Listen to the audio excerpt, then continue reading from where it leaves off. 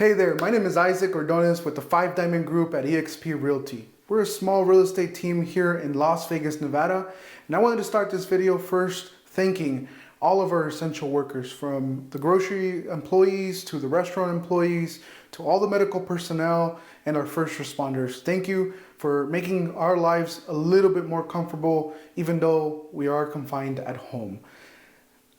Our lives have changed significantly in the last couple months.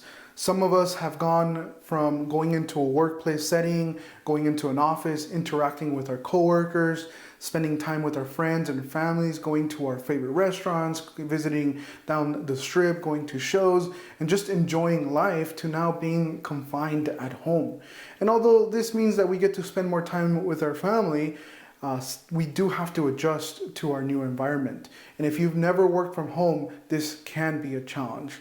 So this is why I decided to share some tips and tricks of what it means or how you can make working from home a little bit better. So let's start first with a little bit of my background. I started working from home, strictly from home, within about a year. Prior to that, I was going into an office a couple times a week, but for the most part, I did work from home. But going into an office, well, most of the time you have everything that you need and it's readily accessible. And so you really don't have to worry about certain things. But now that I work strictly from home, well, all that had to take some readjustment. So I had to reset up my office to be able to handle my workflow and make things a little bit smoother. So first of all, I want to start with what my routine looks like when it comes to working from home. So the day before, I like to set up or think about what I'm gonna do the following day. And so I've gotten this task list from Ink and Volt. First, I don't want to let you guys know that this video is not sponsored by them at all, but I found this when I was shopping for my planner for 2020, and it's a two-day to-do list. And basically your schedule from 6 a.m. all the way to 8 p.m., your tasks, and then your tomorrow. And usually I'll write in here if I have any appointments, and now it's going to be video calls, and what my tasks for the day that I want to complete, whether it's reaching out to some of my old clients, working on a video project like this one, and then whatever I don't get to finish for the day, I put it in the tomorrow list. And so at the end of the day, right before I go to bed, I look and I think of what is a priority for the following day. I think of what needs to get done versus what I would like to get done. And that's going to be what I'm going to prioritize. And so this kind of sets my mood and my state for the next day. So once I wake up the next day, I'm going to always try to wake up about the same time, which is usually about 7:30 in the morning.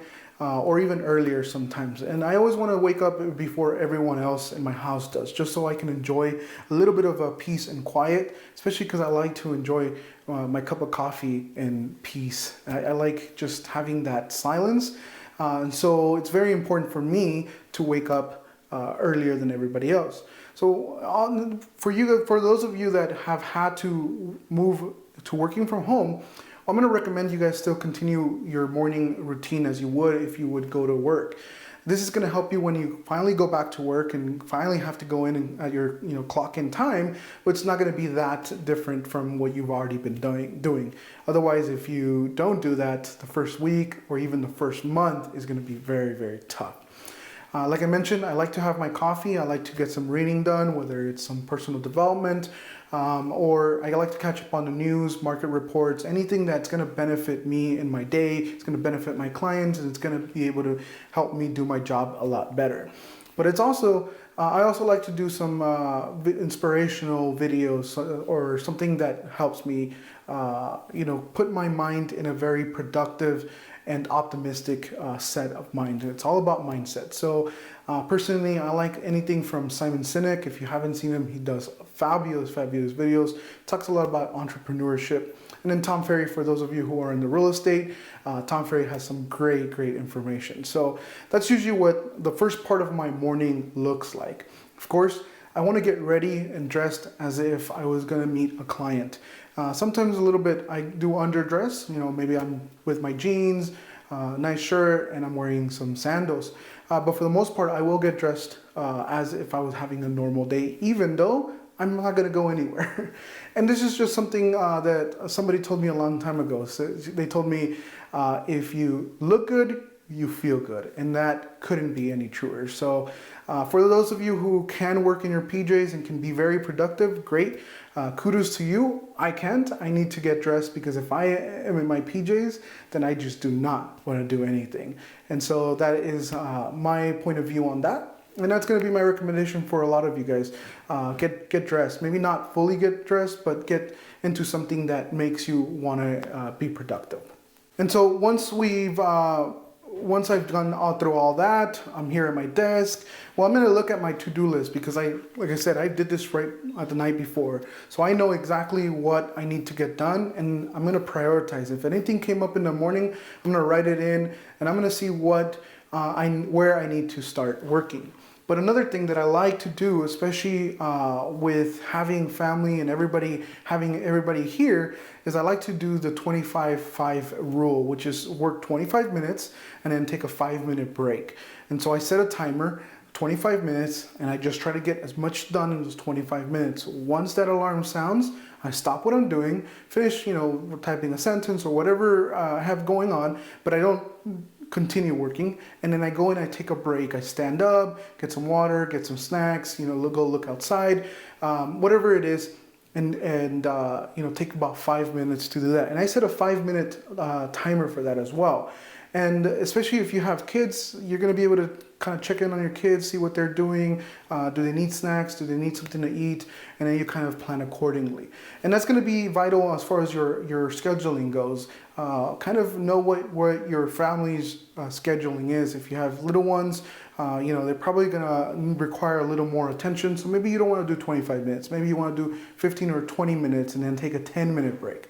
And so that way, you know where they're doing, where they're at, and they don't feel neglected. But you can also be productive, because when I set this timer, I have 25 minutes to get something done, and I need to get it done in 25 minutes. And so this just pushes me to do more in less time. So this brings us to the end of this video. I hope these tips help you out, become a little bit more productive and efficient working from home. I know for myself, when I used to go into when I used to have a 9-to-5 job, I knew that at certain time I clocked out and I can leave work at work. But now having to be at home, having a home office, well, kind of work is always there. And so avoiding the distractions and avoiding just watching Netflix, binge watching a show, and kind of forgetting that I had to get some work done was a little bit of a challenge at first.